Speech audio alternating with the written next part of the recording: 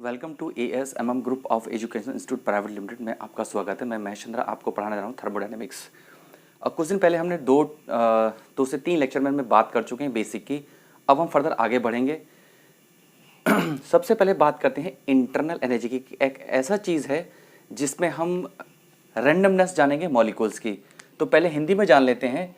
English बोलते हैं internal energy, Hindi बोलते हैं आंतरिक ऊर्जा। ये वह ऊर्जा है जिसे हम अणुओं की गति तथा परिवर्तन तापमान ज्ञात करते हैं, जिसे हम U से प्रदर्शित करते हैं। देखिए, अब एग्जाम्पल तौर पर समझिए, तो हिंदी वाली बात हो गई, या फिर इसे कह सकते हो इंग्लिश वाले जो स्टूडेंट है वो उसके जैसे कहेंगे रैंडमनेस ऑफ मॉलिक्यूल्स, या मॉलिक्यूल्स का randomness is called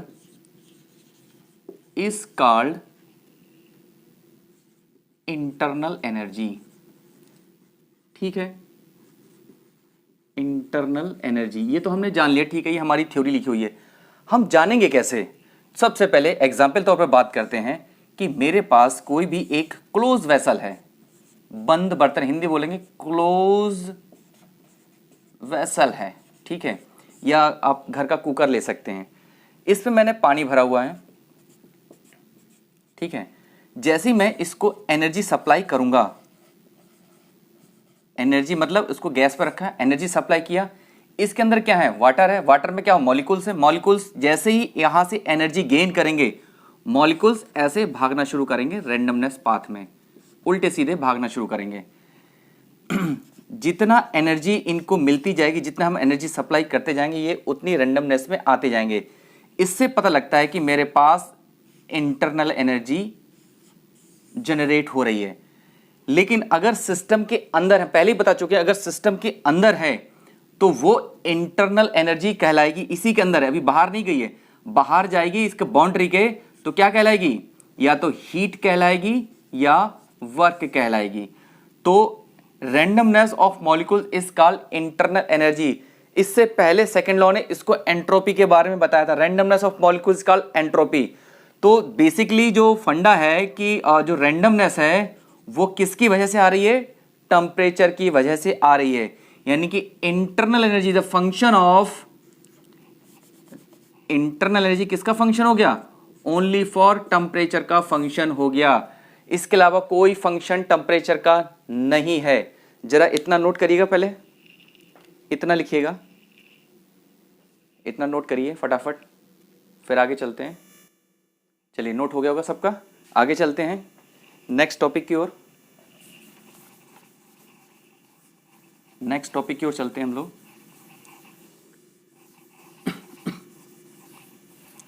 next topic है आपका आदर्श गैस समीकरण, मतलब इंग्लिश बोलेंगे परफेक्ट गैस,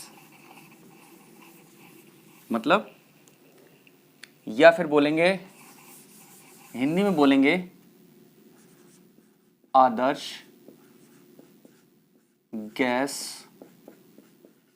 समीकरण। सारे जितने फॉर्मूले हैं वो इसी से निकल के आए।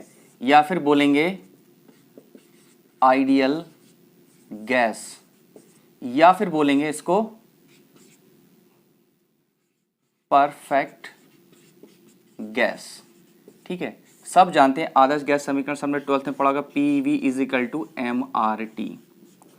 इसको आदर्श कब बोला जाता है? तो जरा देखिएगा, इसको आदर्श कब बोलते हैं?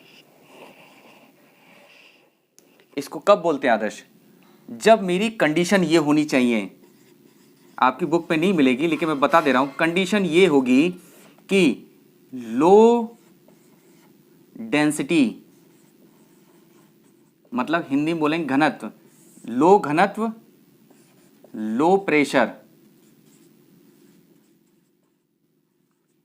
और हाई टेम्परेचर हो। जब कोई ये दो पैरामीटर, मतलब तीन चीजें लिखी, इनमें से कोई दो फॉलो करे तो उसको बोलते हैं आदर्श गैस समीकरण। जबकि ऐसा नहीं होता है। लॉ कहता है P इज प्रोपोर्शनली T। अगर मेरा प्रेशर बढ़ेगा तो मेरा टेम्परेचर भी बढ़ेगा। ये कह रहा है ये लो प्रेशर हो, हाई टेम्परेचर हो, ये पॉसिबल नहीं है। लेकिन हम बोलें कि दो पैरामीटर कोई फॉलो करे तो इसको आदर्श गैस समीकरण बोलते हैं। देखिए इसको आइडियल बोला गया था, P V is equal to M R T जब लिखा गया था तो P V upon R T, ठीक है। ये जो m है इसको यूनिटी मान के की गई थी, यूनिटी मतलब 1 का मतलब या 1 ग्राम करके इसको रिसर्च की गई थी, ठीक है। 1 ग्राम बोला गया था, उसके बाद P equal to M R T निकल कर आया, ठीक है। इतनी बात क्लियर हुई। 1 ग्राम मोल कह लो या फिर 1 ग्राम कह लो या यूनिटी कह लो, ठीक है। इतनी बात क्लियर हुई। तो हम बोलेंगे, तब बोलेंगे ये आइडियल गैस है। अब देखिए अब एग्जाम्पल तौर पर अगर हम बात करें, एग्जाम्पल तौर पर मेरे पास मेरी स्टीम है, स्टीम है मतलब हिंदी में बोलेंगे भाप, ये इसका एग्जाम्पल है, या फिर कह सकते हो ये गैस भी है, ठीक है। अब कोई 2 पैरामीटर फॉलो कर रहा है, मतलब लो डेंसिटी होती है, पानी आपने गर्म किया, ठीक है, गर्म करने के बाद ये स्टीम बनेगा, मतलब डेंसिटी क्या हो गई इसकी बहुत कम हो गई, ऊपर उठता है, ठीक है। हाई टेम्परेचर हो जाता है, हाई टेम्परेचर हो जाता है, ठीक है। तो इस स्टीम को क्या बोलेंगे, आदर्श गैस समीकरण बोलेंगे, ठीक है। 2 बातें हमारे पास यहां चलेंगी, एक तो होगा हमारे पास STP मतलब स्टैंडर्ड टेम्परेचर प्रेशर। अगर बोला गया है क्वेश्चन में ST पर मुझे क्वेश्चन बताइए, NT पर बताइए, तो आपको वैल्यू पता होनी चाहिए। ST पर होगा मेरा जो प्रेशर होगा वो 1.01325 बार होगा, और टेम्परेचर जो होगा मेरा 15 डिग्री सेल्सियस होगा, ठीक है।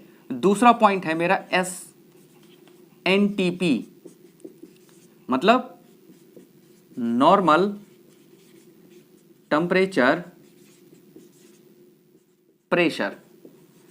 जब भी नॉर्मल टेम्परेचर प्रेशर की बात आई तो प्रेशर तो मेरा वही रहेगा, P बराबर 1.01325 बार, और मेरा जो टेम्परेचर हो जाएगा वो हो जाएगा 0 डिग्री सेल्सियस। ये 2 कंडीशन याद रखिएगा, इसको ज़रा नोट करिएगा फटाफट, फिर हम आगे चलते हैं। इतनी कंडीशन ज़रा नोट करिएगा, नोट करिए, नोट सब लोग प्रॉपर बनाते चलेंगे, साथ में बनाते चलेंगे, ठीक है। इतना नोट कर लिया सब लोगों ने। चलिए अब आगे चलते हैं, इसी आदर्श गैस समीकरण को आगे बढ़ाते हैं। हम लोगों ने जानते हैं मेयर लॉ फॉर्मूला, यहीं से निकलेगा सब कुछ, कुछ रिलेशंस हैं जो हम याद रखेंगे।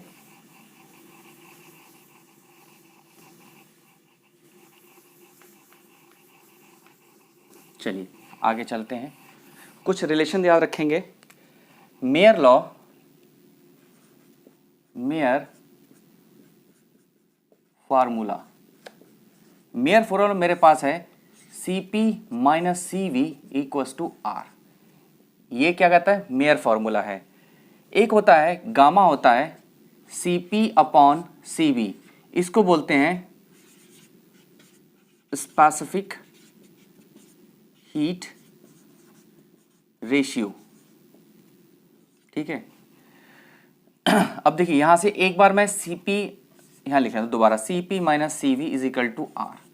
एक बार मैं Cp कॉमन लूंगा तो क्या आ जाएगा, 1 माइनस CB बटे Cp बराबर R, ठीक है। तो Cp क्या हो जाएगा, 1 माइनस Cp अपॉन CV है तो क्या हो जाएगा, 1 बटे गामा हो जाएगा बराबर R। Cp क्या हो जाएगा, gamma minus 1 divide by gamma equals to R, यानी कि Cp इज इक्वल टू क्या हो जाएगा, gamma R divide by gamma minus के 1। एक तो आपके लिए फॉर्मूला ये बनेगा, एक बार Cp निकालिए, एक बार CV निकालो, तो CV निकालेंगे तो क्या हो जाएगा, Cp निकालेंगे, यहाँ से CV निकालो तो CV इसके नीचे आ जाएगा, Cp बटे CV minus 1 equals to R। तो Cp क्या हो जाएगा, गामा माइनस के 1 बराबर R, यानी कि CV हो जाएगा R अपॉन गामा माइनस के 1, ठीक है। ये फार्मूले दियो हो ना दियो आपको अंडरस्टूड है, याद रखने हैं। फॉर एयर के लिए, फॉर एयर मतलब हवा के लिए जो गामा की वैल्यू है वो 1.4 होगी और R287 जूल पर केजी केल्विन होगी। ठीक है, R for universal gas constant, इसको बोलते हैं यूनिवर्सल गैस कांस्टेंट, जिसकी वैल्यू है 8.314 किलो जूल पर केजी केल्विन। ठीक है, Cp की वैल्यू फॉर एयर के लिए 1.005 किलो जूल पर केजी केल्विन। Cv जो होगा 0.718 किलो जूल पर केजी केल्विन। ठीक है, Cp और Cv की वैल्यू एक ही होगी फॉर वाटर के लिए। वाटर के लिए क्या होगा 4.186 किलो जूल पर केजी केल्विन। देखिए, ये वैल्यू दी हो या ना दी हो, आपको ये वैल्यू याद रखनी है।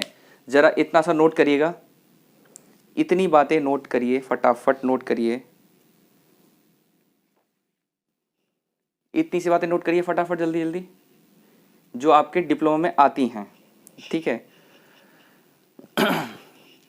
ठीक है, ये लिख लिया। एक चीज़ और नोट कर लो चाहो तो, थोड़ा सा जानकारी के लिए। Cp बराबर Cv, ये कब होगा, जब मेरा एब्सोल्यूट ज़ीरो टेम्परेचर होगा। कंडीशन होगी मेरी एब्सोल्यूट ज़ीरो टेम्परेचर होगा। एब्सोल्यूट ज़ीरो टेम्परेचर उसको बोलते हैं जहां पर मेरी वैल्यू -273 डिग्री सेल्सियस होती है। मतलब कहने का मतलब है -273 डिग्री सेल्सियस वो वैल्यू होती है जहां पर जितने भी मॉलिक्यूल्स होते हैं उनकी एक्टिविटी, मतलब मॉलिक्यूल्स क्या कहते हैं, उनकी काइनेटिक एनर्जी होल जीरो होती है। मतलब इस वैल्यू पे ऑल गैसेस की, ऑल जितनी भी गैसेस हैं उनकी काइनेटिक एनर्जी क्या होती है, जीरो होती है सभी की।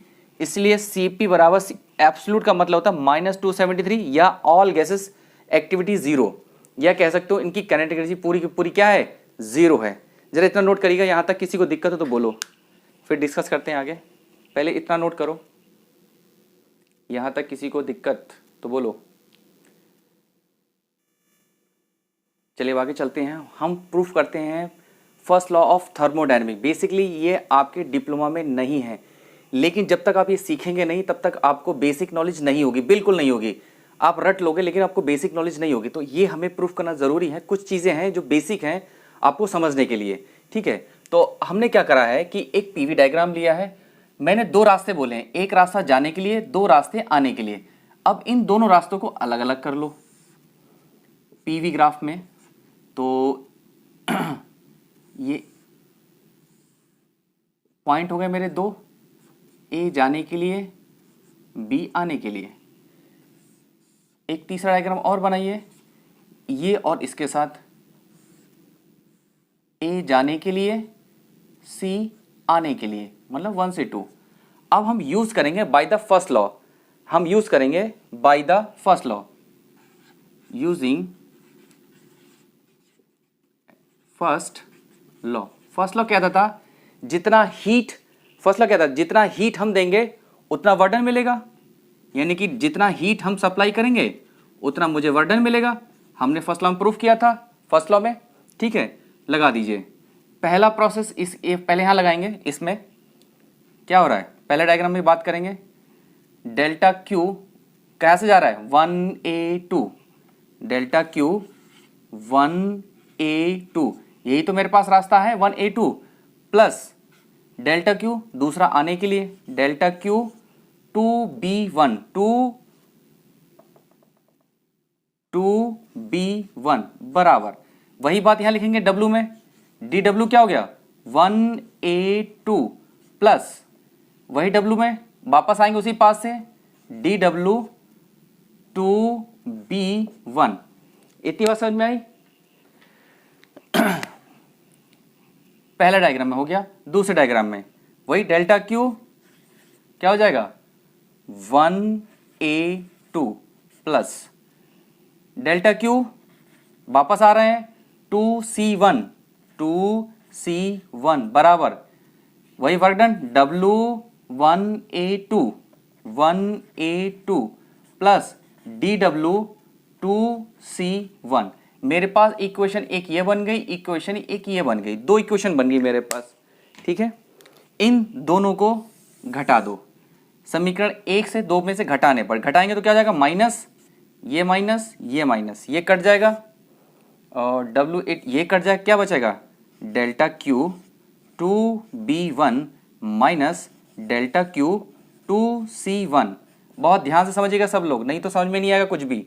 DW 2B1 minus DW 2C1, क्योंकि आपकी बुकों में नहीं, मैं प्रूफ करके बता रहा हूँ आपको कैसे आता है ये सब चीज़ें।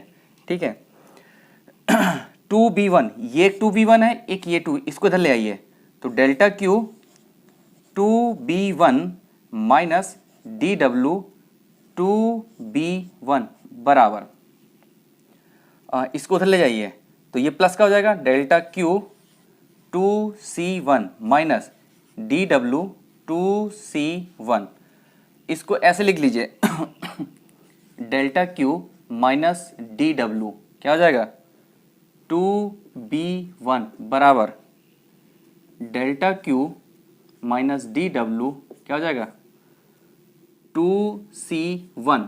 ये क्या है, final minus initial, final minus initial, final अंतिम माइनस प्रारंभिक, ये अंतिम है, ये प्रारंभिक है, ये अंतिम है, प्रारंभिक है। तो अंतिम और प्रारंभिक क्या होता है, एक प्रॉपर्टी होती है, जब मतलब प्रॉपर्टी किस पे डिपेंड करिए, फाइनल और माइनस इनिशियल पर डिपेंड करिए, मतलब ये पॉइंट फंक्शन है, यानी इन पॉइंट पर क्या है, एनर्जी कांस्टेंट है। तो डेल्टा Q माइनस DW बराबर क्या करा होगा, डेल्टा E के बराबर हो जाएगा, यानी डेल्टा Q बराबर डेल्टा E प्लस DW। एक तो मेरा फॉर्मूला ये बनेगा। अब आते हैं डिप्लोमा के ऊपर आपके, तो डेल्टा E जो होता है वो सम होता है काइनेटिक एनर्जी का प्लस पोटेंशियल एनर्जी का प्लस इंटरनल एनर्जी का। तो ये तो सब हम खत्म कर देते हैं, इसको हम जीरो मान के चलते हैं। ठीक है, जो डेल्टा E है उसको डेल्टा U के बराबर रख देते हैं, मतलब आंतरिक ऊर्जा के बराबर रख देते हैं। तो डेल्टा Q बराबर डेल्टा U प्लस DW, यहां से ये फॉर्मूला बन के आया। इतनी सी बात जरा नोट करो फटाफट बाकी कंपटीशन का खेल है इससे आगे, यहाँ तक आपका डिप्लोमा में आपको समझ में आ जाएगा कि ये फर्स्ट लॉ एप्लीकेशन है कहाँ से आया है। जरा इतना नोट करिए, फटाफट नोट करिए जल्दी से, फिर हम आगे बढ़ते हैं, फटाफट नोट करिए, नोट कर लीजिए। हो गया, इतनी बात समझ में आ गई। चलिए आगे चलते हैं, अगर नोट कर लिया सबने तो यहां से आपकी मेन थर्मल स्टार्ट हो गई है यहां से क्वेश्चनिंग, न्यूमेरिकल, ऑब्जेक्टिव सब बनते हैं यहां से। ठीक है, चलिए अब हम आते हैं नेक्स्ट हैंडलिएगा नेक्स्ट हैंडलिएगा general equation of work done, मतलब कार्य का समीकरण। अब कार्य का समीकरण कैसे बनाए भाई, क्या होता है कार्य का समीकरण, बताओ भाई, बोलो देखो, तो पहले सबसे पहले हम बात करते हैं, एक मेरे पास पिस्टन सिलेंडर अरेंजमेंट है, चलो इससे बात कर लेते हैं। एक पिस्टन सिलेंडर अरेंजमेंट है,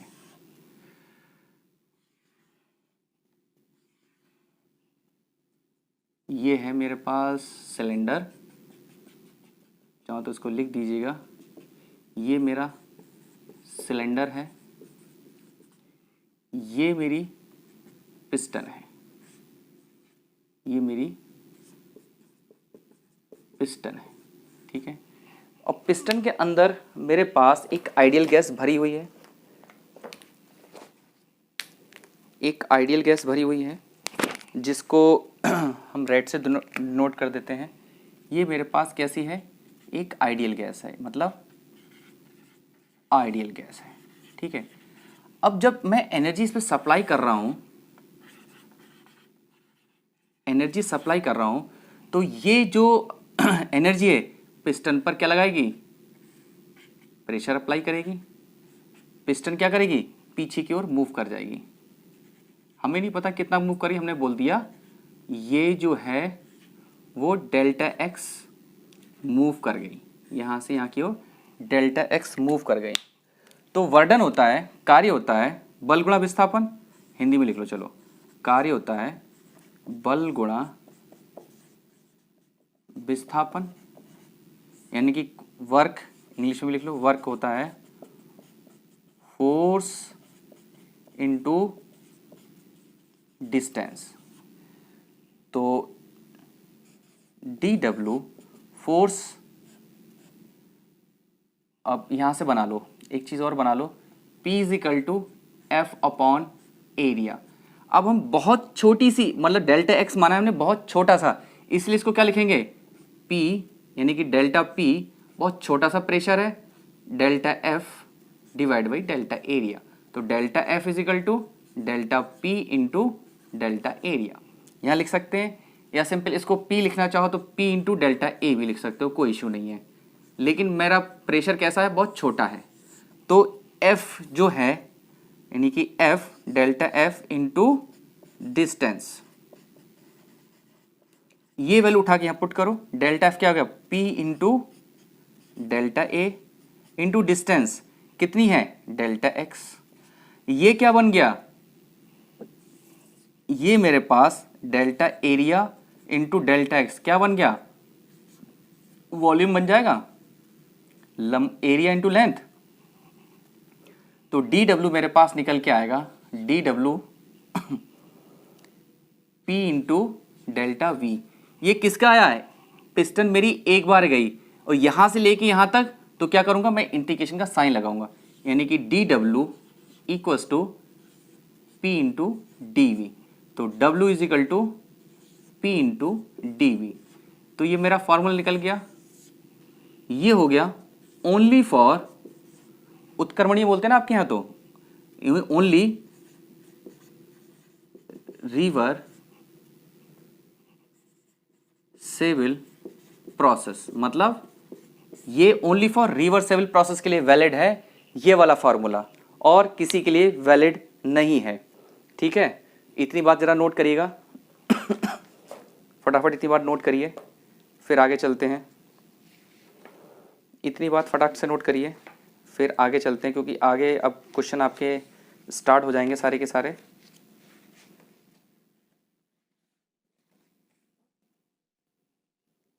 हो गया, नोट हो गया सबका, नोट करिए,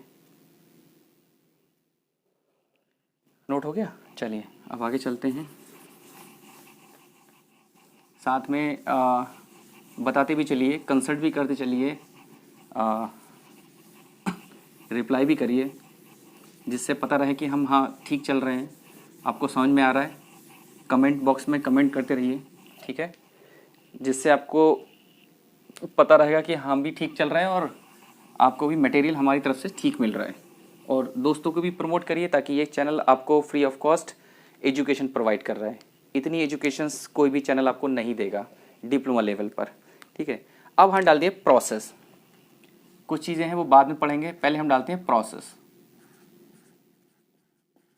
प्रोसेस, तो पहला प्रोसेस हम बात करेंगे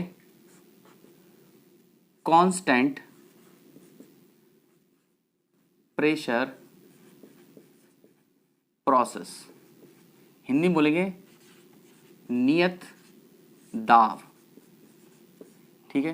कांस्टेंट प्रेशर बोलेंगे, या आइसोबारिक बोलेंगे, या आइसोपेस्टिक बोलेंगे, इसी को नाम बोलेंगे आइसोबारिक, आइसोबारिक या आइसोपेस्टिक प्रोसेस बोलेंगे।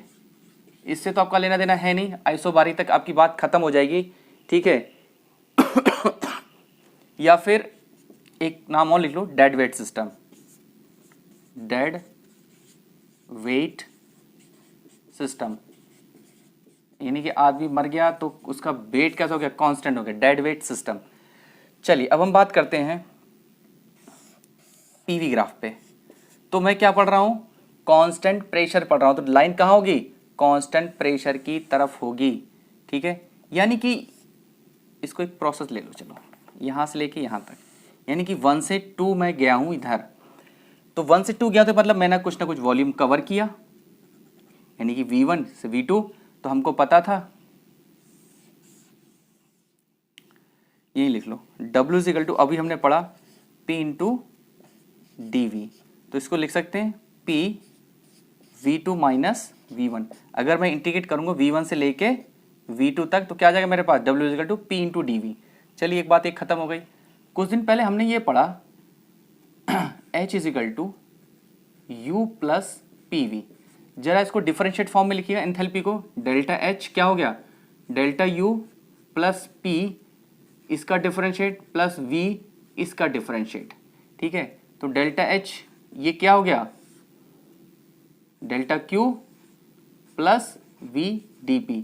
देखो यहाँ इसको तोड़ के मैं बता रहा हूँ अलग से, इतने हिस्से को यहाँ लिख दे रहा हूँ, इसको यहाँ कोने में लिख लेना हूँ, delta Q is equal to delta U plus DW लिखते थे, तो डेल्टा Q क्या हो गया, डेल्टा U को P इंटू DV लिखा था हमने, अभी हमने प्रूफ किया था कुछ देर पहले, तो P इंटू DV, तो इसकी जगह पे हमने क्या रख दिया, Q रख दिया, तो क्या बचा, delta H is equal to delta Q plus V dP। अगर मैं बोलूं कि मेरा प्रेशर कांस्टेंट है, यानी P1 बराबर P2, अगर मैं बोलूं, इसको यहाँ तोड़ लो, थोड़ा सा और तोड़ लो, आगे बढ़ा लो, delta Q plus V P2 minus P1। अगर मैं बोलूं कि P1 मेरा P2 है, मेरा प्रेशर कांस्टेंट, की वैल्यू 0 हो गई, यानी कि डेल्टा H बराबर डेल्टा Q, यानी कि हम ये बात कह सकते हैं कि अगर मेरा दाब कांस्टेंट होगा तो जहां पर एंथैल्पी और हीट क्या होती है, बराबर होती हैं। इतनी बात लिखो। अब इसको कैसे लिखेंगे, डेल्टा Q Cp या mCp डेल्टा T, क्योंकि कांस्टेंट प्रेशर है इसलिए इसको कांस्टेंट प्रेशर में लिख लेंगे, मेरे पास हीट निकल के चली आएगी। इतनी बात क्लियर हुई, इतना नोट करो, इतना नोट करिएगा, फिर आगे चलते हैं, इतना नोट करिएगा, फिर आगे चलते हैं। चलिए बढ़ते नेक्स्ट प्रोसेस की ओर, constant volume process. Constant volume process को बोलते हैं आइसोकोरिक भी बोलते हैं, आइसोमेट्रिक भी बोलते हैं, गेलुसॉक लॉ भी बोलते हैं। ठीक है, तो अब हम बात करते हैं यहाँ पर PV की। P और V ग्राफ बना रहे हैं, मेरा क्या पढ़ रहा हूँ, कांस्टेंट वॉल्यूम, तो एक लाइन ऐसे खींचेगी वॉल्यूम की तरफ, मेरा वॉल्यूम क्या हो गया, V1 बराबर V2, मेरा कोई वॉल्यूम किसी ने नहीं घेरा, मतलब कोई मेरा वर्डन नहीं होगा, यानी कि W क्या हो गया, ऐसे लिख लो, W इज इक्वल टू हमने लिखा था P इंटू DV। अब इसको लिख दें P V2 minus V1, volume तो मेरा कांस्टेंट है, W क्या हो जाएगा, 0 हो जाएगा।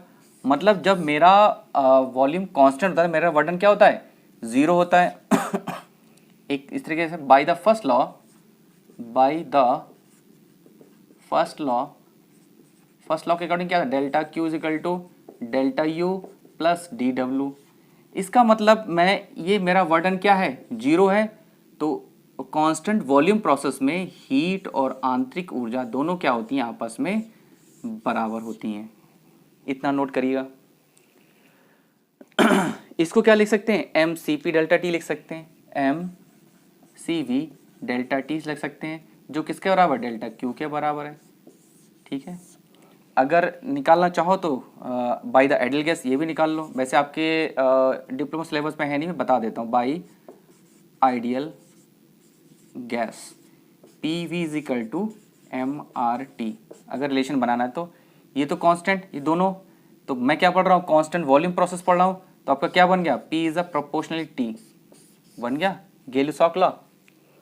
ठीक है, अगर यहाँ से ऐसे निकालना चाहो तो निकाल सकते हो। तीसरा है, ये तो दूसरा हो गया आपका, तीसरा है कांस्टेंट टेम्परेचर प्रोसेस, या फिर बोलते हैं बॉयल्स लॉ भी बोल देते हैं, या फिर हाइपरबोलिक लॉ भी बोल देते हैं। ठीक है, हम जानते हैं, वी नो दैट हम जानते हैं कि PV is equal to MRT।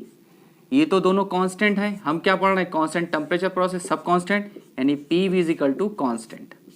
एक रिलेशन निकल के आएगा, यानी कि ये चाहो तो ऐसे निकाल सकते हो, पी इज इनवर्सनली वी, ऐसे भी निकाल सकते हो। हम जानते हैं W is equal to P D V, हमने अभी प्रूफ किया W is equal to P into D we.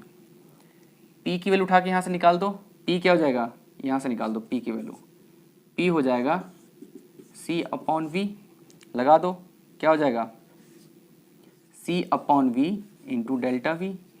ये क्या हो जाएगा, W is equal to C common आ जाएगा 1 अपॉन वी डेल्टा वी। अब मैं V1 से लेके मतलब 2 लिख लो, 1 से लेके 2 तक कोई भी प्रोसेस चल रहा है तो क्या हो जाएगा C, इसको क्या कहेंगे 1 अपॉन एक्स क्या होता है लॉग होता है, तो ln क्या हो जाएगा ln V 1 से 2 तक। C की वैल्यू क्या है मेरे पास PV है, तो इसको लिख देंगे P1 V1 और इसको लिखेंगे ln upper limit minus load ln V2 minus ln V1, ln बाहर ले लेंगे PV ln V2 by V1। एक तो फार्मूला मेरा ये बनेगा वर्क डन का कांस्टेंट टेम्परेचर प्रोसेस में, एक बनेगा PV is equal to constant, तो लिखेंगे P1 B1 is equal to P2 V2, तो इसको इधर ले जाओ P1 बाई P2 और V2 बाई V1 पुट कर दें इसकी जगह पर, तो क्या एक नया फार्मूला बन जाएगा P1 V1 ln P1 by P2। एक तो फार्मूला ये बन गया। By the first law delta Q is equal to delta U plus D W, आप लिख लीजिएगा बाय द फर्स्ट लॉ। अब हम बोल रहे हैं मेरा टेम्परेचर कांस्टेंट, तो मेरी आंतरिक ऊर्जा भी कांस्टेंट होगी, मतलब इस कंडीशन में हीट और वर्क दोनों क्या होते हैं, बराबर होते हैं। जरा इतना नोट करिएगा सारी चीज़ें, ये 3 प्रोसेस हैं आपके, इसके बाद और भी चीज़ें हैं जो हम लेकर चलेंगे।